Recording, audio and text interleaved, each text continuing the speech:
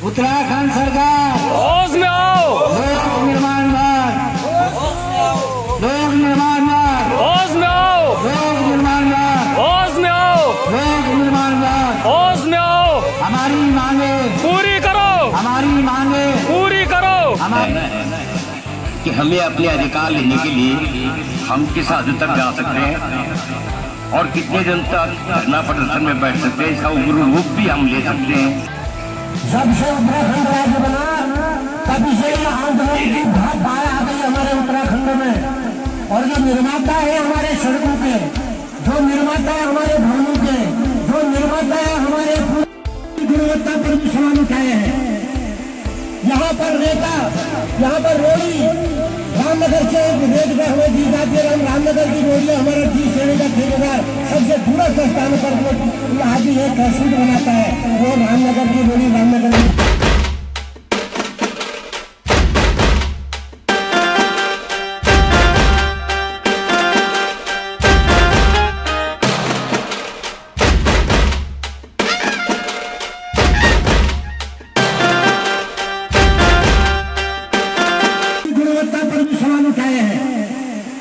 यहाँ पर रेता, यहाँ पर रोड़ी रामनगर से रेट में हमें दी जाती है। रामनगर की रोड़ी हमारा 30 श्रेणी का ठेकेदार सबसे दूरस्थ स्थान पर जो आज ये तहसील बनाता है, वो रामनगर की रोड़ी रामनगर की भूमि से बनाता है। मगर जो तुम्हारे चहेते जो बड़े गैंगे आ रही है, वही वहाँ की मिट्टी मिला करके वहीं पर से जो उसको बना दिया जा रहा है, और देखने के लिए कोई भी अधिकारी, कोई कर्मचारी वहाँ पर उपलब्ध नहीं होता है। इसलिए ये सरकार के कर्ज के रुपए की भांति लगाने के बाद में इस उत्तराखंड को खत्म किया जा रहा है, इसका हम सहन नहीं करेंगे। इसलिए जितने भी बड़े ठेकेदार काम कर रहे हैं, उनकी क्वालिटी पर, उनकी गुणवत्ता पर हमारा सवालिया निशान है। हमारे 20 श्रेणी के ठेकेदारों के पुष्ट है, हमारे 20 श्रेणी के पुष्ट ठेकेदारों की ये जो भवन इस समय निर्माण कर तैयार है, उनकी क्वालिटी भी देख लीजिएगा। और उन लोगों के भी जो पहले अपना गले में फूल माला लेकर के आ रहे देहरादून और दिल्ली से, उनके कामों की गुणवत्ता भी देख लीजिएगा। इसलिए मेरा विशेष निवेदन इस प्रकार से होगा, हमारे डिवीजन के किसी भी ठेकेदार को जो ये कंपनी वालों के जो काम दिख रहे हैं, और यहाँ पर जहाँ पर भी जो दिखता है उसकी फोटोग्राफी होनी चाहिए, और उसे फोटोग्राफी को भी सीधे जो सरकार तक पहुँचाना चाहिए, उसकी वीडियोग्राफी बनाइए। मैं भी बना रहा हूँ, मेरे यहाँ भी शेड्यूल में काम हो रहा है। बिल्कुल है, शेड्यूल क्या है, जिसमें की जो है रेता नदी के बजाय जो है पहाड़ की मिट्टी लगाई जा रही है, और उसकी मैंने फोटो भेजी है। मगर क्या करें, वो तो वहाँ तो सब चोर चोर मोसरे भाई बैठे हैं, भैया हमारी कौन सुनेगा, इसलिए हमने कुछ भी पीछे नहीं रहेगा। मैं निवेदन करता हूँ अपने सभी अधिकारी कर्मचारियों से कि भैया ये डिवीजन है 20 श्रेणी के लोगों को, और हम पर हमको प्राथमिकता दी जाए। इसलिए हम लोग यहाँ पर बैठे भूखे बैठे हैं। और जब आदमी भूखा होता है तो पहले तो वो हाथ जोड़ता है, जब उसके बाद ज्यादा भूख हो जाती है फिर वो चिल आ जाती है उसको, फिर वो अपना विवेक खो देता है। इसलिए मेरा निवेदन है कि जितना जिससे हो सकेगा इस प्रदेश को खुशहाल बनाने के लिए, कामों को बढ़िया बनाने के लिए, इस 19 सूत्री कार्यक्रम को आप लोग सफल बनाए। इन मांगों को, इन जायज मांगों को हमारे नीचे के कर्मचारी से लेकर के ऊपर मुख्यमंत्री तक को इसको स्वीकार करना पड़ेगा, करना पड़ेगा, करना पड़ेगा। नहीं तो आंदोलन होगा और आमरण अनशन तक हम इस काम को नहीं छोड़ेंगे, क्योंकि प्रदेश हमारा, क्षेत्र हमारा, रुपया हमारा, कर्ज जो हम ले रहे हैं और उसका फायदा सिर्फ दिल्ली और नोएडा और तुम्हारे बम्बई वाले ले रहे हैं, इसको हम बर्दाश्त नहीं करेंगे। यह सतत प्रक्रिया से यह कार्य चलता रहेगा। अभी तो सिर्फ यह सांकेतिक धरना है, और वो नेता लोग, वो बड़े अधिकारी लोग ये न समझे कि भाई यहीं तक सीमित रह जाएंगे। ये मान के चलो ये चीटियों का झुंड जब देहरादून जाएगा और उसके बाद में सचिवालय पर जब चिपकेंगे तो ईट भी नहीं रहेगी उस सचिवालय की। इसलिए ध्यान देना, इस कार्यक्रम को तुरंत जाकर के जितनी ठेकेदारों की मांगों को आप लोग जो है इतना छोटा न ले, इसी छोटी नजर और छोटी चश्मे से न देखे। ये निर्माताओं की लेन है, ये निर्माताओं का काम है, ये निर्माताओं का आंदोलन है। इसे निर्माताओं को सम्मान देते हुए इन 19 पंक्ति की जो हमारी डिमांड है, 19 के 19 पंक्तियों को पूरा करते हुए और यह आंदोलन सरकार इसको तुरंत जो 22 जब इसको समापन करने की कृपा करेंगे। उन शब्दों के साथ आप लोगों का सब धन्यवाद।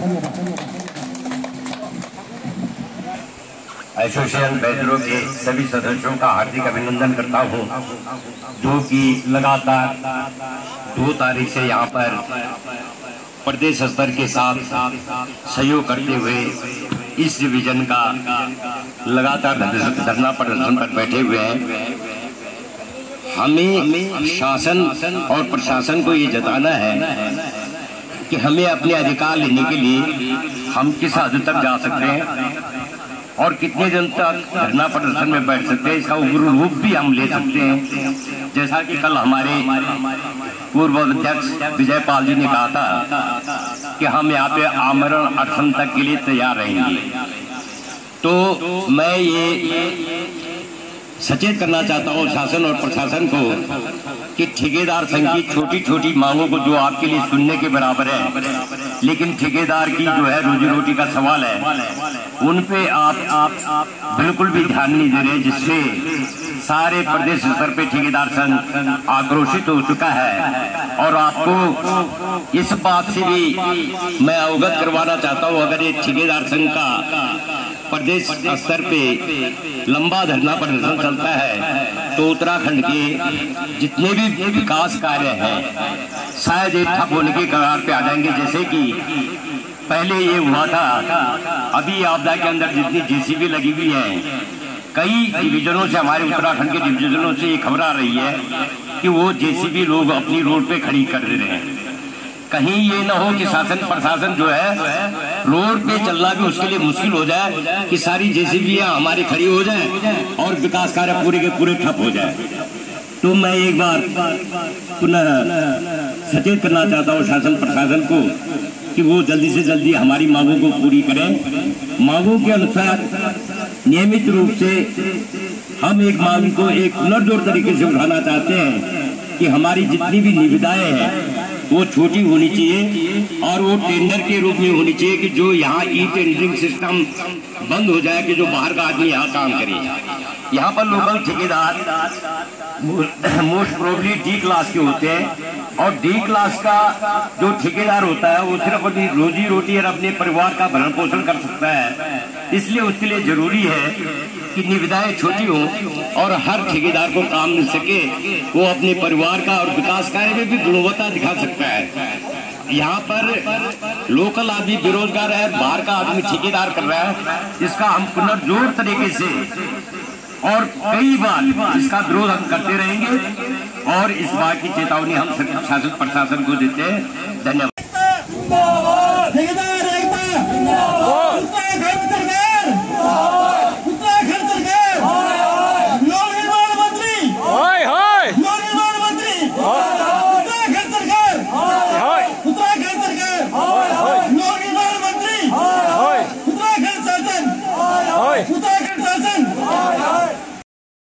उत्तराखंड सरकार होश में आओ, लोक निर्माण विभाग, लोक निर्माण विभाग, होश में आओ, लोक निर्माण विभाग, होश में आओ, लोक निर्माण विभाग, होश में आओ, हमारी मांगे पूरी करो, हमारी मांगे पूरी करो, हमारी मांगे पूरी बड़ी निविदाएं बंद करो, बड़ी निविदाएं बंद करो, बड़ी निविदाएं बंद करो,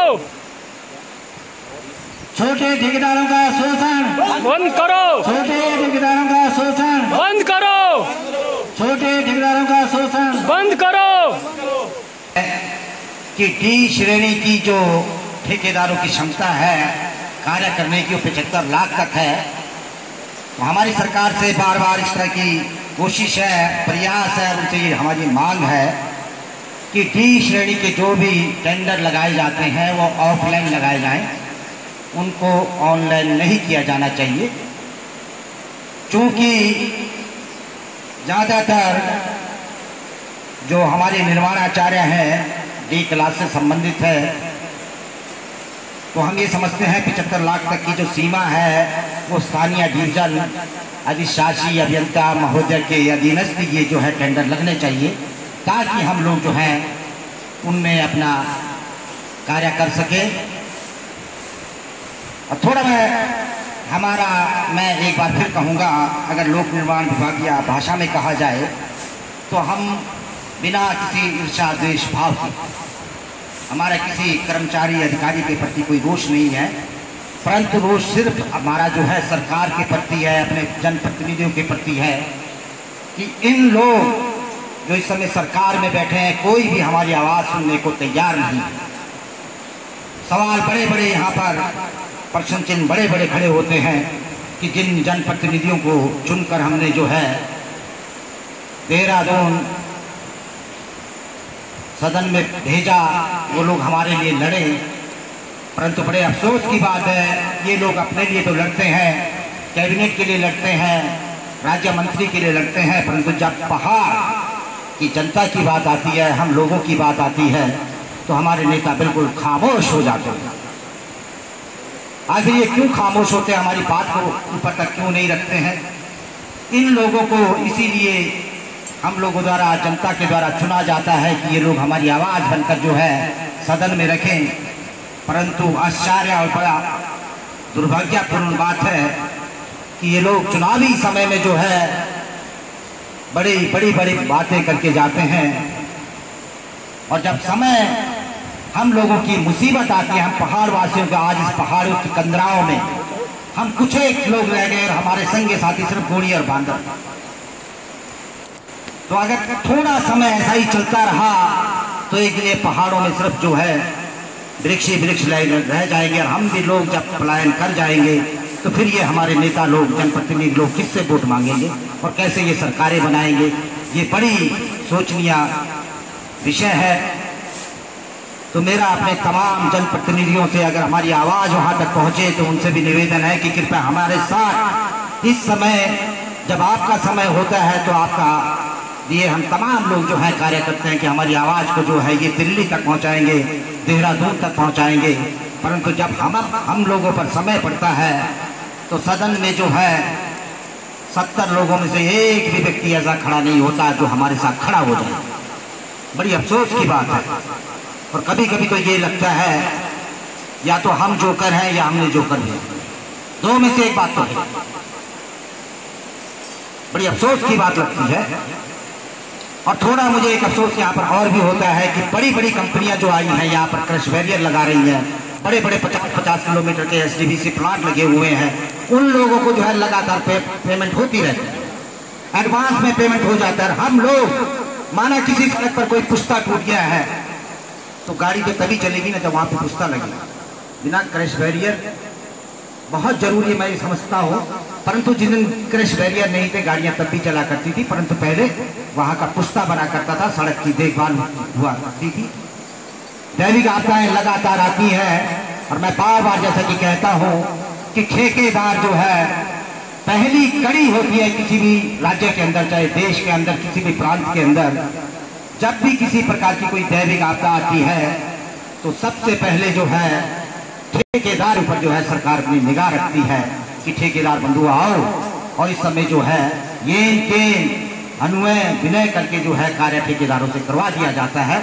और जब कार्य हो जाता है उसके पश्चात बिल्कुल उनको ऐसे सरकार जो है उनके पैसा का जो मामला होता है उसमें जो है आनाकानी करती रहती है। 22 का पैसा 23 में, 23 का 24 में, 24 तक आते आते कहीं हमारे ठेकेदार बंधु भी स्वर्ग की ओर चल देते हैं। तो निश्चित रूप से मैं आशा करता हूँ कि भूत बन के जरूर होगी प्रकट होगी। तो इस तरह का जो अन्याय है, थोड़ा मैं व्यवस्था की तरफ आपको ले चलता हूँ कि अपने देश की व्यवस्था के बारे में भी थोड़ा मैं कहना चाहूँगा कि हमारा देश मुगल कालीन समय से तो तमाम जो है मशीनें भी हमारे ठेकेदार बंधुओं के द्वारा, लोक निर्माण विभाग के द्वारा जो है हमारे ठेकेदार हैं उनके द्वारा बिल्कुल जो है मशीनों के कार्य भी पूरे उत्तराखंड में बंद कर दिए गए हैं।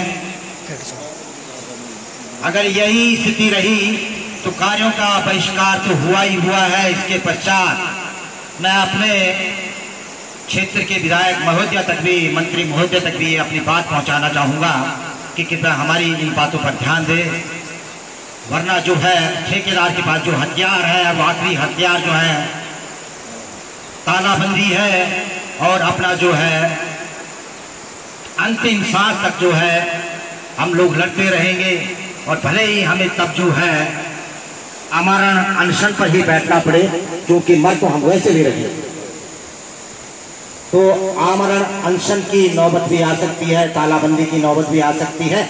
और अगर सरकार ने हमारा SDRF का पैसा समय पर नहीं भेजती तो निश्चित रूप से बहुत बड़ा जो है पलायन भी यहाँ से होगा। परंतु कम से कम हम लोग जाएंगे, पर उससे पहले हमारा पैसा दे दो।